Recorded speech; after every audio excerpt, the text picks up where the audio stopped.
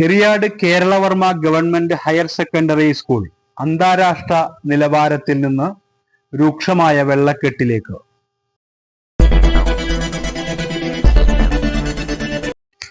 അന്താരാഷ്ട്ര നിലവാരത്തിലേക്ക് ഉയർത്തി എന്നവകാശപ്പെടുന്ന Eriyad government Keralavarma higher secondary സ്കൂളിൽ രൂക്ഷമായ വെള്ളക്കെട്ട്.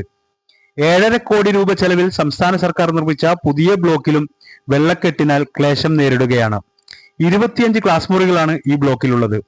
അധ്യാപക രക്ഷാകർതൃ സമിതിയും സ്കൂൾ അധികൃതരും യാതൊരു മുൻകരുതലുകളും എടുക്കാത്തതാണ് ഇവിടെ രൂക്ഷമായ അവസ്ഥയ്ക്ക് കാരണമെന്നാണ് രക്ഷിതാക്കൾ പറയുന്നത്. 2ാം ഘട്ട നിർമ്മാണത്തിന്റെ ഭാഗമായി കഴിഞ്ഞ ദിവസം JCB ഉപയോഗിച്ച് വലിയ കുഴികൾ എടുത്തത് ഇവിടെ അത്യാപത്തിന് സാധ്യത ഉളവാക്കിയിരിക്കുകയാണ്. ചെറിയ ക്ലാസുകളിലെ വിദ്യാർത്ഥികളാണ് പുതിയ ബ്ലോക്കിൽ പഠിക്കുന്നത്. കഴിഞ്ഞ ദിവസങ്ങളിൽ പെയ്ത കനത്ത മഴയാണ് ഇവിടെ വെള്ളക്കെട്ടിന് കാരണമായത്. ഇവിടെ നിന്ന് വെള്ളം ഒഴിഞ്ഞു പോകുന്നതിന് സംവിധാനങ്ങളില്ലാത്തത് വലിയ വീഴ്ചയാണ്.